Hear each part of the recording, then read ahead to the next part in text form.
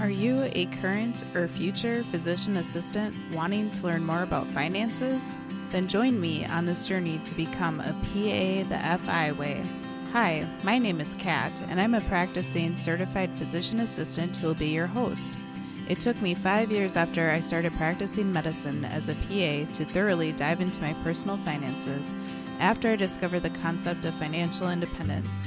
I want to use what I have learned to help you avoid some of the financial mistakes that I have made while sharing some of the financial wins that I have had along the way.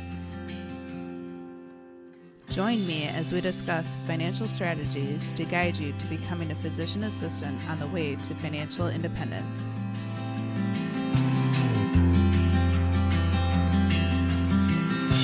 Welcome back, everyone, to the PA the FI Way podcast. I'm your host, Kat, and today we have a very special guest joining us. We have a CFP, Caleb Pepperday, joining us today, and we're going to have a really great conversation about what does it look like to work with a financial advisor? What does it look like to figure out who is a good financial planner to work with, and run through some case studies later today. So I'm really excited about the show. Welcome to the podcast, Caleb. Thanks for having me. I'm excited to be here. And before we dive into the show, I definitely want to point out that in the show notes, there's a disclosure there. Definitely read the disclosure from Caleb. It talks about how this is a reminder that this is only general financial advice, and we certainly can't go through specifics on this podcast or this discussion. So definitely treat this as overall general financial advice. It may or may not be applicable to you. So it's definitely something that you want to consider as we have this conversation. So Caleb, welcome to the show. Tell us a little bit more about yourself and about how you decided to get into the financial planning industry. Yeah, for sure. So I started off in college way back in 2014 in school, and I started off as a politics major. And I quickly figured out, man, I don't want to argue with people for a living. It doesn't sound like a very good career path. I had a few good mentors and actually a few good roommates that were really into personal finance. And I watched my grandparents really not grow up with have any money, even in retirement. They weren't able to pay bills. We would have to pay things for them. It was hard to watch somebody that's worked as hard as they did all their lives have to go back to work and do second jobs and things like that, even into their 70s. So that's kind of what springboarded me into wanting to help people with their finances. And what I've found is working as an advisor throughout the years is that there wasn't a whole lot of people out there that are working with individuals like my wife, who's a PA. So there's a lot of advisors out there that are willing to work with physicians, but it seems like a lot of times the advanced practice providers get overlooked, for lack of a better word. And that's kind of where I wanted to be able to come in and fill that void, so to speak, and have a voice for that part of the industry that obviously needs help with student loans and growing wealth and things like that. So just that's kind of a background of why I wanted to get started in finance and who I wanted to help. And really about 2 years ago, I kind of made the decision of, hey, I really want to lean in towards helping medical professionals and especially APPs. So that's why I wanted to start my own firm. I started Advanced Practice Planning to kind of bridge the gap between traditional finance and what's available for medical providers. So that's the long and short of it, and really why I wanted to jump into this side of the industry specifically. And, we'll talk a little bit more about my practice and what it means to be fee only and things like that. But yeah, that's me in a nutshell. Thank you for sharing all that information. And to clarify, besides your wife being a PA, what other ways do you feel like that you are great at working with medical professionals, and what types of unique situations do you feel like medical professionals have? Yeah, it's a good question. So one of the things that I like to emphasize is that I'm big on education, right? I always like to learn, even in my personal situation, whether it's finance or something different. And that's what I really try to bring to clients as well. A lot of financial planning, I mean, there's a lot of rules and regulations, as I'm sure everybody knows, but a lot of it is also a little bit of an art and not always a science. So I actually did a webinar for a group of, I think, about 40 students yesterday, and we had some really interesting questions. The answer that no one wants to hear is that it depends, right? But as we kind of went through some of their questions, there might be 5 or 6 answers to a specific situation. What I want to do is be able to, equip providers with the information to make good decisions on their own. And your decision, what you might do might be completely different than what somebody else might do based off of what you're trying to accomplish. So, that's a lot of what I do, a lot of, helping people kind of weigh out the different options and then, ultimately build a plan that makes the most sense for them. Because at the end of the day, it's personal finance. It's not general finance, right? So personal finance is personal. It's unique to you, and you want to make sure that you're making the right decisions for you and your family. Absolutely. A great analogy is very similar to how we treat our patients. Whether they have a certain mental health diagnosis or physical health diagnosis, there can be several medication options to start. And sure, some of those things can have more of a cookbook type of algorithm or strategy workflow to follow. But a lot of those times you're having those discussions with your patients as to, hey, this is a medication option. Here are some pros and cons. Hey, this is a great medication, but it requires really frequent lab monitoring. Do you think that's feasible for you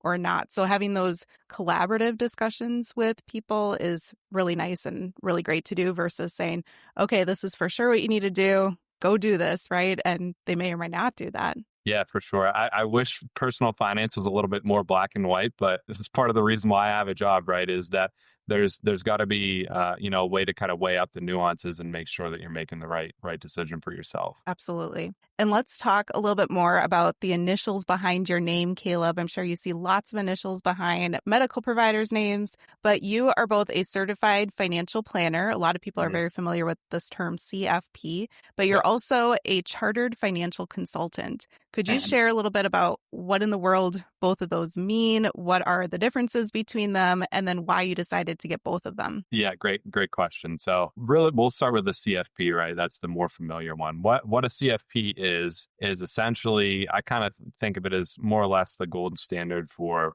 financial planning. So what it is an educational background in things like estate planning, tax planning, investments, dealing with things like disability planning or social security, things like that. So what it ends up being is it's a series of courses. I think it took me maybe, I don't know, 2 years to go through the courses, kind of self-study, do it at your own pace. And at the end of each course, there's an exam. And then at the end of all of your courses that you've done, basically there's a big exam, right? So kind of similar, I would say, to somebody that's like a PA that's going through PA school. That's, their modules, and then there's also kind of the ending exam at the end as well. There's that piece, right? And then the second piece is you also have to have an experience requirement as well. So just because you pass the exams and have kind of done the book learning, so to speak, you don't get your CFP marks until you have at least 3 years of working experience as a financial planner or in that capacity. So that's kind of where it sets you apart a little bit from different maybe credentials in the industry, is it does have an experience requirement.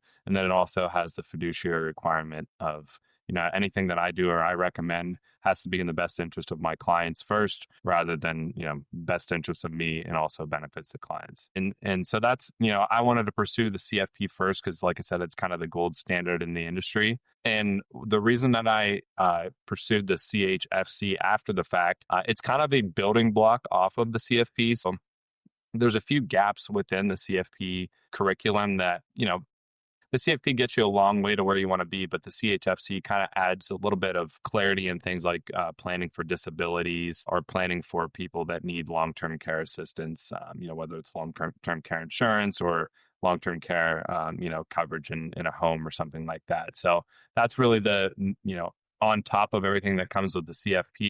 That's the other piece as well. And I'll just add one more thing with the CFP. You also have to have a 4-year education, 4-year degree as well, which the ChFC, you don't necessarily have to have that if you're just getting the ChFC on your own. Okay, great. I appreciate you sharing the differences and how they help each other too, with you being able to work with your clients and giving them some perspectives and good advice overall. And next, I would like to share a little bit more about how in the world someone can figure out what type of financial planner or financial advisor would be a good person to work with. Previously, on a few different episodes, I've shared about how I had experience early on as a brand new grad with a quote unquote financial advisor who turned out to absolutely be more of a commissioned salesperson for a life insurance company. And at the time, he pushed whole life insurance, which was an expensive policy, and talked about how it was really a great investment, and also encouraged us to delay paying off our student loans so that I could more so put more money into this whole life insurance, invest a lot more. He never mentioned to open a Roth IRA, which would have been really great as early new grads, and then also never encouraged me to max out my 401k, just try to get that employer match, and never look into seeing if a HSA would be a good option or a high deductible healthcare plan that's needed for an HSA. So it was just overall poor financial advice all around. And we trusted him because another PA that I had met through my rotations had been working with him. So I thought he was a good person, thought it'd be a really great to get our finances under control, being that we were newly married at the time too. So that whole experience, once I learned about financial independence and learned a little bit more through self-education, made me really skeptical of the entire financial industry and even those who call themselves fiduciaries. I know you touched a little bit earlier on the term fiduciary, but unfortunately that term absolutely does not always mean what people think, because so many people use the term fiduciary and they actually are not fiduciary. So if you could touch a little bit on that too would be helpful. But Caleb, for PAs or other healthcare professionals out there who've had a similar experience or just unsure how in the world to find someone trustworthy, what should they be looking for in a financial planner, and what types of questions should they be asking them to figure out if they would be somebody that would be a good person to actually work with and give them sound financial advice overall? Yeah, really, really good question. I appreciate you sharing your story there and your background. What I would say is that it's like anything, right? There's good and bad actors in every industry and every field. And just because I guess if you're working on commissions, right, it doesn't necessarily make you a bad person or you're not, looking out for your clients. There might be, just competing motives, right, or competing, aspects of the job, right? So I don't do any sort of insurance or commissionable products. I'm what they call fee only. So I just basically charge for the advice that I give. But there are different, there's good actors on that side of the fence. There's good actor and there's bad actors on that side. And there's also good and bad actors on the commissionable side as well. So what I think that, people should really look out for first and foremost, right, is you want to make sure that you're working with somebody and whenever you go and talk to an advisor, it should be like an interview, right? You're going to be asking them questions. They should be asking you questions. You want to figure out, one, do they work with people like you? Do they understand what you're talking about, right? So I just had a consult with a prospective client that they talked to another advisor and they had no idea what PSLF was, right? So that should be a red flag for a medical provider of, hey, I want to work with a financial advisor, but they don't know anything about my student loans or how to potentially get those forgiven. So I think it's more along the lines of, one, you got to obviously know how the advisor is getting paid, but you also need to figure out, are they going to be able to help me with the concerns and the issues that I have in my own personal finances as well? So, and if they can talk about your situation and kind of give you a little bit of guidance and give you a little bit of reassurance that, one, they know what they're talking about, or you can even ask them to talk to other clients that they have. So I've done that before where, somebody that's, interviewing me to, be a client of mine, I'll say, hey, if you want to talk to other people that, are in the similar circumstance or have gone through my process, feel free, right? And they'll give you a little bit of an idea of what that looks like as well. So again, it's just asking a lot of the good questions, a lot of the quote unquote right questions, and to make sure that you're, the person that you're interviewing is, who they say they are and does have a little bit of background and education in what they're talking about as well. Yeah, absolutely. I definitely want to take ownership for my ignorance and be naive at the time too, because I was actually clueless, truthfully. And I went to him with the goal of trying to pay off my student loan debt quickly. And then he quickly turned it around to, why is that your goal? You should focus on this and all of that too. So it was just a tough conversation where it felt like it was good advice at the time, but at the same time, I just didn't know the right questions to ask and to recognize too that it wasn't a great situation to continue going forward with. So I always encourage people to self-educate and always have their best interests in mind, because no one else cares about your finances more than you as an individual, not even a great CFP or any other type of financial planner out there. So always make sure that you understand and know what your goals are and figure that out for yourself too. Let's talk a little bit more about how financial advisors and financial planners can get paid in the industry. You Yep, talked a little bit about this, but let's walk through the difference between commission-based type of payment, AUMs, which is assets under management, and yep, flat fee models, and what this means for someone that the financial planner, the financial advisor is trying to work with and trying to help. sure. Yeah, it's a little bit of a loaded question, right? So there's all these different ways that advisors can get paid, and that's why part of the confusion behind it is, clients don't really exactly know what they're getting themselves into. It's not like going to the store, right? And you pull something off the shelf and it costs $50, you know exactly what you're paying for. So I'll try to do my best to kind of break it down into segments here. But with a commission based, I'll call them advisor or financial professional, the way that they get paid, right, is selling you either investments. So there's ways that they can get paid basically selling upfront commissions on selling you a mutual fund or something like that. They can sell you insurance. They can sell you disability insurance, life insurance, things like that. They can also sell annuities. So it's kind of more of a protection of your assets situation there. And all those different items that I just explained, right? They're getting an upfront commission by selling you that product, right? So again, they could be good for you. They could work out well for you, but you also kind of look under the hood, so to speak, and think about, man, there's a lot of ways that there can be perverse incentives with that type of model, right? So for me personally, I just felt that there was too many conflicts of interest on that side of the industry. Obviously life insurance and disability insurance are super important, but I just didn't feel that it was, in the client's best interest for me to be able to, on one side say, hey, I'm a fiduciary, but then also take that hat off and say, all right, here, I'm going to sell you an investment or an insurance product as well. There are there are advisors out there that can charge an AUM based model, but then also sell you insurance on the side too. And it's nice because that can be a one-stop shop, but it's also can be an issue, right? Because there, are multiple ways that they could get paid, and there's, just a little less transparency, so to speak. So the other ways that advisors can get paid, like you said, the assets under management model, typically that's for somebody that's looking for an ongoing relationship with an advisor. So let's say you have $500,000 and they charge a 1% assets under management fee. Basically, your fee, roughly, assuming the account doesn't go up and down, your assets don't go up and down throughout the year, your fee would be roughly $5,000 for the year.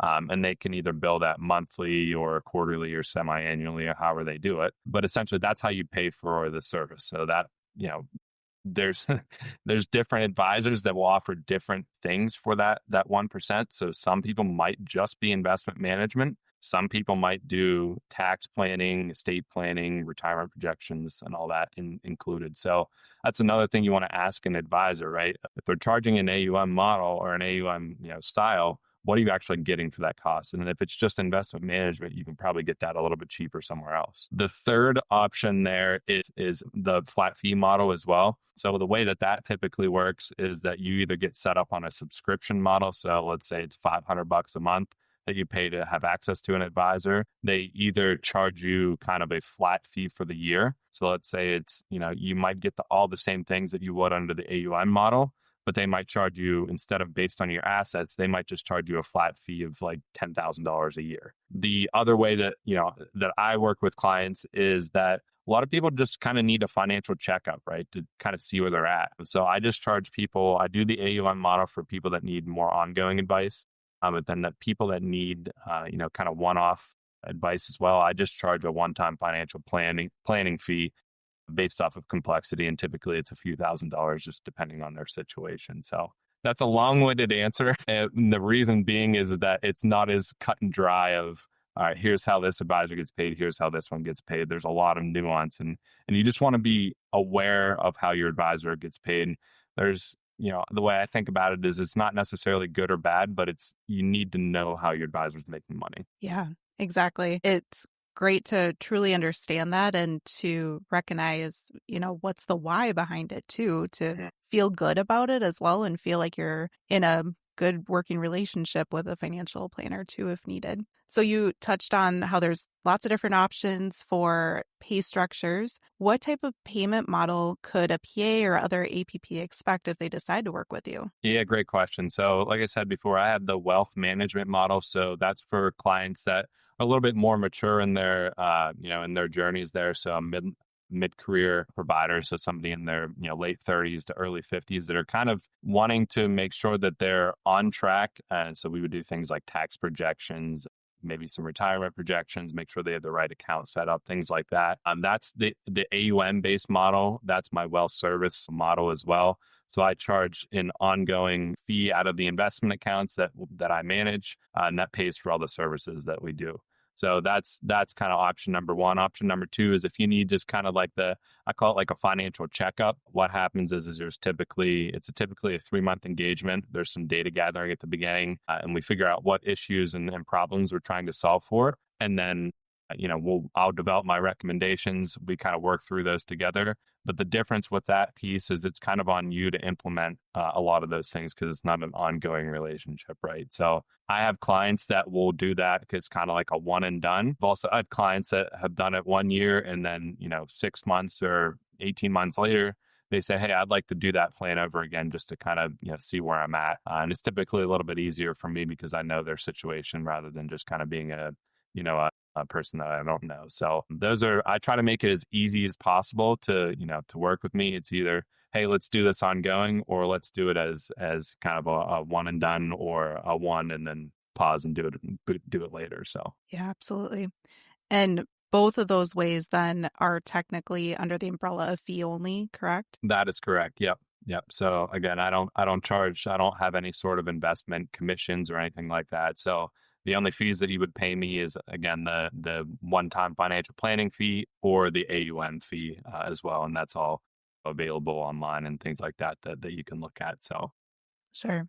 So a good rule of thumb for listeners could be to find a financial planner that is both fiduciary and fee only, but also vet a little bit further as to what those mean, because again, words can be used in situations where it's not really true. I know there are some insurance companies out there that say fiduciary and they're selling commission-based products. And again, like you said, well, is that always a bad thing? Maybe not, but for a lot of people, it's not always that they're giving good, sound, basic financial advice first beyond recommending certain life insurance products. And for many, term life insurance can be an excellent option over whole life insurance too. So fiduciary, fee only, but also learn to ask the right questions so you can vet someone too. yeah, I think part of the confusion, maybe part of the issue sometimes is that there are advisors that can be what they call duly registered. So you can do the kind of the fee only sort of, so to speak, of AUM, or kind of charging just a one-time planning fee. But you can also kind of take that hat off and then put your salesperson's hat on, and then also say, hey, remember those recommendations that I had in my plan? Well, hey, I can help you implement those too. And by the way, I'm going to make a commission off of selling you those insurance products. So the way that I think about being a fiduciary is kind of like a tailor, right? You have to, it's the fiduciary standard and then the suitability standard, right? So the suitability standard says, hey, if I'm going to go to a tailor, right, I have to get a suit that fits me, right? Well, if you work with a fiduciary, you have to get a suit that fits you, but it also has to look good on you too. So that's the difference, right? Of you want to make sure that you're working with an advisor that's not necessarily just selling you a product because it might fit your situation. It's got to be exactly what you need, and it's got to be, helping you for the long term and not just kind of the short term, sales piece of it. Absolutely. And as you know, through this podcast, that I encourage my listeners to become financially literate themselves, to manage their own finances on the path to financial independence, to understand when they're potentially being taken advantage of, but also to figure out what their goals are and to really understand the why behind them too. And that is true for many industries out there, even medicine, right? We as patients, when providers go in as patients, we want to understand the why and all of that too. So it's really important that our listeners take the time to self-educate some. You don't have to go completely into the weeds of it, but to make sure that you become financially literate and understand what the basics are overall. At the same time, though, Caleb, I absolutely recognize that there are times where it absolutely makes sense that they want to talk to a professional, or that it's actually needed for them to optimize their finances over the next several years or decades to come. So could you clarify when would be an example that a PA or another APP out there may not necessarily need to work with you quite yet? And then also, who would be a good fit for you overall? Because I think it's really important that we try to differentiate that. Yeah, good question. So what I've found is that, people that, they're kind of put into two different buckets, right?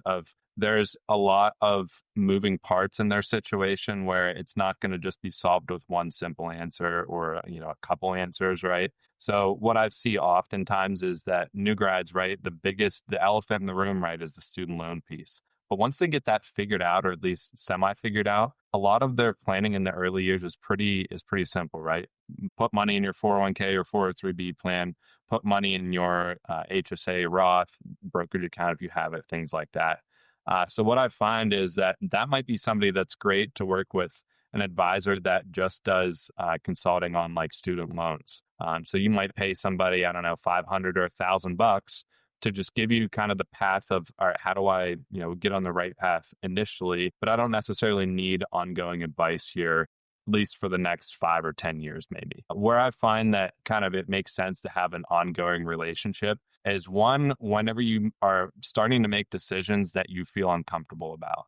So if it's a decision that you feel like, if I mess this up, it's going to keep me up at night or it's going to destroy my financial plan, right? Those are when you want to start thinking about able and willing to make these decisions on my own without having somebody kind of double check my work, so to speak. So I have a lot of clients that are busy working professionals. They have a couple kids and they are interested in this, but they just don't have the time to be able to dedicate to this and make sure that everything is getting set up right. And even the ones that do, I find a lot of times that they might get it 80% of the way there, but there might have been some, unfortunately, maybe some mistakes that they'd made along the way, or things that they just haven't done that they could be optimizing a little bit better. So that's kind of where I can come in and help. And then again, things happen, right? Job changes happen. Unfortunately, there's losses in families and things like that you have to be able to plan for. And then, once you kind of get closer to retirement, right, you got to figure out, all right, I'm getting a paycheck for, let's call it 20 or 30 years. How do I take the assets that I've accumulated and make that my own paycheck? And a lot of people don't really know how to convert their assets into income. So I help a lot of retirees figure out, all right, now that I'm retired, how am I going to get that $3,000 or $4,000 a month on top of my Social Security that I need to supplement my income to do the things I want to do? And that's kind of where, proper planning up front can, one, save you a lot in taxes, but also save you, kind of from making bad decisions along the way as well. Absolutely. I also think a couple situations would be projections too, meaning if you do option A, option B, option C, what does that look like for your future? And then also, like you touched on, drawdown of those assets too over time. Yeah. I'll give you just a real quick example. I was working with a client recently that is evaluating different jobs of one being a W-2 employee versus being a 1099 or contract employee, right? And it's not necessarily time bound. That might be somebody that's 30, that might be somebody that's 55, right? But one of the things that I was able to help them do is project out, all right, how much am I going to be paying in taxes in the different situations? How can I figure out a way to minimize that? And then also, what do I need to be charging if I do go the 1099 route to make it as profitable or more profitable than just being a W-2 employee? So there's things like that are kind of, not necessarily having to do with investments or trying to grow your wealth, that also a good advisor is going to be able to help you do. Great. And also, just curious for the listeners, if they're thinking, hey, I might want to reach out to you, are you able to help PAs and other APPs in all the states or certain states? How does that work, Caleb? Right now, I'm registered in Montana and Pennsylvania, and that means that I can have as many clients as I want to in those two states. I can essentially register in any state that I want to, but I don't have to personally register until I have 5 or more clients in that state, with the exception of a couple. So long and short of the answer is I can pretty much work with clients anywhere, and I work virtually. So Once I get 5 clients in a state, then I technically have to register as an advisor with that state. But more or less, the story is I can work with anybody at any stage throughout the country. That's awesome. That's great that you have that access to people that might want to work with you as well. And I appreciate all this information that we've talked about so far. Let's dive into a case study. We're medical professionals that listen to this episode and we like case studies. So let's walk through a case study. Do you want to start with that, Caleb?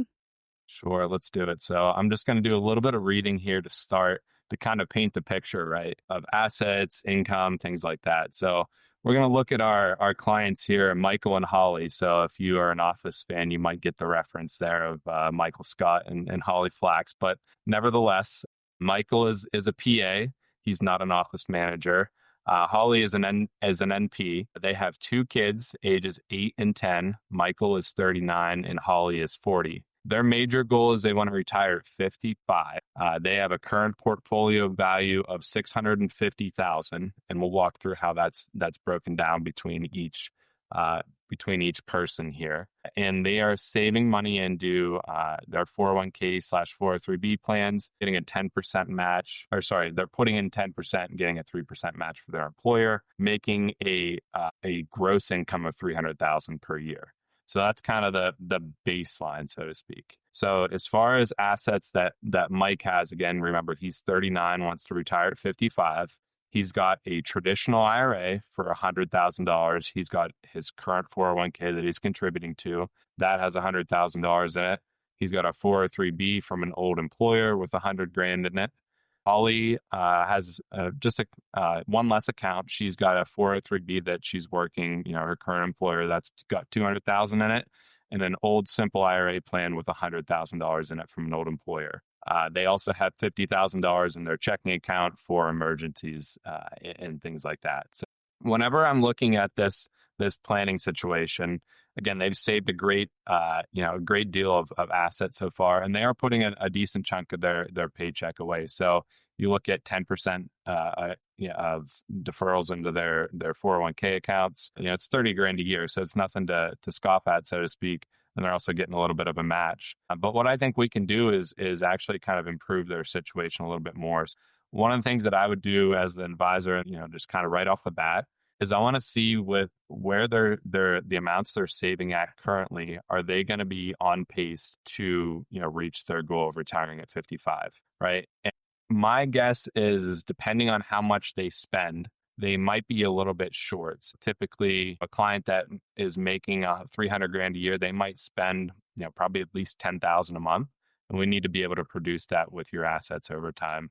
And again, the inflation piece is a huge piece of this as well. So $10,000 a month today is not going to be the same as $10,000 a month 20 years from now, 40 years from now, and so on. So some of the things that we want to be able to to think about here is that they have done a good job of saving in different vehicles, but all of their money right now is in pre-tax investment accounts, right? So there's a thing in financial planning, and Kat, I know you've talked about this on previous podcasts of tax diversification and Roth assets. They don't really have that in their plan right now, and they are kind of a little bit limited on being able to do that unless they have the Roth option in their 401ks. In their situation, right, they're making $300,000 a year, so they're in a pretty high tax bracket. I would be comfortable if they continued to make pre-tax contributions to their 401k and 403b account to get the tax deduction, right? But on top of that, I'd want to see if they're able to do the backdoor Roth IRA that I know you've talked about before. With their current situation, they aren't really able to do a backdoor Roth IRA. And the reason being is they already have IRA assets out there that are pre-tax. So there's a rule that basically says that if you have pre-tax assets, you can't pick and choose which ones you convert when you do the backdoor Roth IRA. You can't separate the cream from your coffee, so to speak. That's kind of the old adage. What Mike and Holly would have to do in this situation would be to take their old traditional IRA from Mike in this case and Holly's old simple IRA plan. If their new Ks and 403Bs allow, you would actually roll those into those accounts and they would have no more pre-tax IRA assets. Then you would be able to fund a traditional IRA Again, you're not going to get the deduction up front. It's going to be non-deductible, but that allows you to do the backdoor Roth IRA. So again, for these clients, I'd want them both to be able to do that. So that's another $7,000 a year on top of the 30 grand they're saving already. So now all of a sudden we're up to probably close to, probably over 50 grand once you include the employer match. The other piece to their puzzle, and again, jump in. I'm probably just going to roll here, but feel free to jump in, Kat, if you have any it's great. questions. If one of their major goals is to retire before 59 and a half. Well, they've done a good job of savings, like I said before, but the problem is all of their money is tied up in retirement accounts. And that creates a bit of an issue because short of having money in Roth assets, they can't really access any of that money until 59 and a half. So what I would talk to these clients about, Michael and Holly, is, all right, how do we bridge the gap 55 and 59 and a half until you can access your retirement money? And again, that's going to be probably a combination of Roth assets. It might be a brokerage account where you can access that money whenever you want to. So that would just be a general investment account. It might be things like real estate or rental income that they would have access to. It's not tied to retirement. The idea is to be able to bridge that gap that they can get to retirement, without getting hit majorly on taxes or penalties. There's also another item here, and we can dive a little bit into detail on. It's called a 72T distribution. And I'm not going to go super in depth into the weeds, but generally the idea is that if you are prior to age 59 and a half, if you start taking distributions at 55, you can actually do that from your most recent employer retirement plan. So if you have an IRA, you can't take money from there. But if you have an old 401k and it was your last employer you worked at, you can actually start taking distributions from 55 until 59 or until the time that has elapsed is at least 5 years, whichever is greater. And it gets complicated, but essentially you have to set up substantially equivalent distributions from month to month or year to year from each one of those 5 years. And once you set it up, it's kind of set up and good. But the idea is that you can get access to your retirement account or your most recent 401k and get those dollars, not pay the 10% tax on it, but you still are going to pay income tax. But again, that's another way to bridge the gap, so to speak. So a lot of people don't know about the 72T distribution, and it does get a little bit complicated, but it's something that is something that could be easily implemented. Yeah, I have a clarification question on that.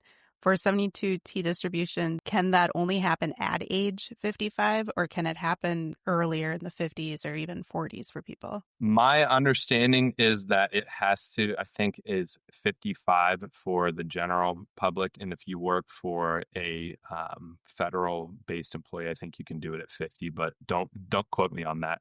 I'd have to look it up.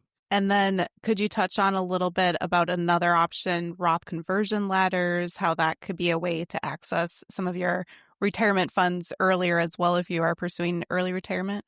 So with Roth conversions, basically the idea there is to get more money from pre-tax dollars into Roth. So again, at any point in time, doesn't have to be at 59 and a half. You can convert money from a pre-tax account into a Roth account. You're not paying the 10% penalty since it's not a distribution, but you still are going to be paying income taxes on the conversion. But the idea is, right, if you convert money into that account, you're going to have cost basis that you're able to access prior to 59 and a half. And then after 59 and a half, you can take money out with some exceptions, pretty much completely tax-free, whenever you need to. So a lot of times Roth conversions will make a lot of sense. So I have a client that is going to have a gap between they're going to take Social Security and then, when they're going to retire. So they're going to have lower income years that they're going to survive on just liquid savings, and will convert over that time period to lower their overall lifetime tax. Yeah, and other years that it might be a good idea to consider, these would be maybe if you're going on a maternity or paternity leave, or if you're taking a sabbatical or a break between jobs, or you or your spouse are jobless for a period of time for the year. Those lower income years could be ideal to do some of those Roth conversions and say, hey, I'll take the tax hit now because this is a great year to do that because my income is lower. And I just want this part of the conversation to emphasize to people that you don't have to feel like all of your investments are completely locked up until your 60s or 70s, 80s or 90s, right? There are absolutely ways to access those funds earlier. Or like you said, be creative and think about how you want to bridge that gap for you or you and your spouse as well. Yeah, this is where personal financial planning comes into play a little bit more, right? So when you look at the typical order of operations, it's K, HSA, Roth IRA, and so on after that.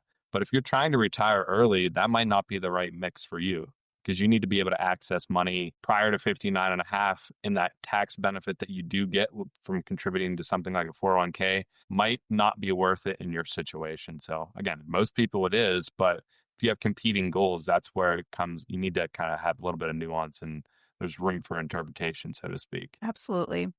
And then any other suggestions you would have for this case study here? Yeah, again, we don't know completely their background, right? But just from a high level here, they have children. They want to, if they are looking to pay for college, right? Something like a 529 plan probably makes a lot of sense for them, so they can save money tax free for their children's future. They don't have any life insurance. So again, with two young kids at home, probably getting a 10 or 15-year term life insurance policy makes a lot of sense. And depending on their health, they can probably get, if they're making out 150 a year each, I'd probably look at probably close to 1.5 to $2 million of term coverage for each person. And that's probably maybe $100 a month for each. So if you're making 300 grand a year, you can swing $200 a month for insurance to protect your family. And, I've seen it pay out. I've seen, unfortunately, I've one of my friends is in his early 30s and has cancer right now, like lymphoma or not lymphoma, leukemia. So it does happen. You're not too young to pass away, unfortunately. So it's things that it's not sexy, it's not fun to talk about, but it's reality, and you have to pay attention to it. So those would be the main things that I would say. Also, you want to make sure that they have their estate planning set up.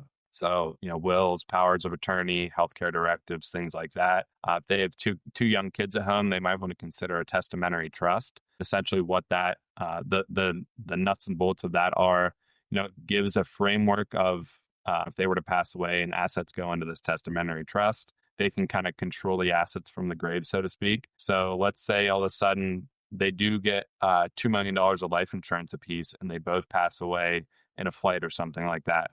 Well, all of a sudden there's $4 million. And I don't know about you, but at 18, if I got a lump sum of $4 million, I'm probably having some fun with it, right? So having a testamentary trust in place will kind of prevent them from kind of blowing the money, so to speak. So you can have rules set up that says, all right, you're going to get 50 grand for a wedding, or you're going to get 20 grand for a car every 5 years, or whatever the case may be. And then you can set a long-term parameter of, if they're 40 or 50, then at that point in time, they can kind of get the lump sum. And the idea being behind that of, right, if they're not mature by 50, they might as well take that money and have a little bit of fun with it, right?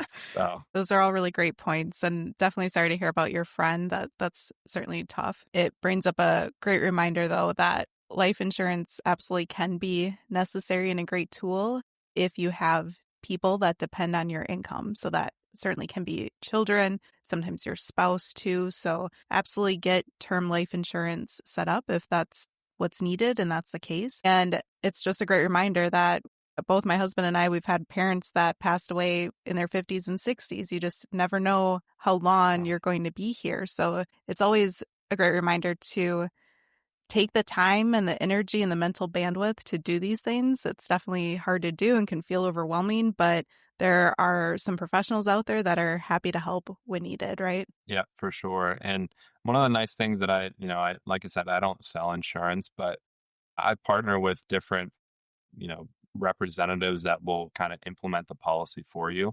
And you kind of know that they're most insurance agents, no matter what, for better or for worse, they get paid commissions to implement an insurance policy, right? But at least when you're working with somebody that's kind of sitting on the same side of the table as you can kind of take it to an agent and say, hey, here's exactly what I want. I don't need any frills. I don't need, a whole life insurance policy or whatever. Just literally implement this policy for me. And a lot of times that's going to take out 95% of the, conflicts and, getting into bad policies or something like that. Yeah, absolutely. Well, I really appreciate you taking the time today, Caleb, to share all about this great information about what it's like to find a great financial planner and the types of questions to ask and walking through that case study. Thanks so much. Yeah, sure thing. And there'll be a few things in the show notes there, link to the website, and then just some freebies if anybody's interested. But yeah, it was great to be on the episode today, and looking forward to continued discussions. Yeah, absolutely. I'll make sure to include social media links and your website and all the ways that they can get connected with you, Caleb. Thanks again. Thank you very much.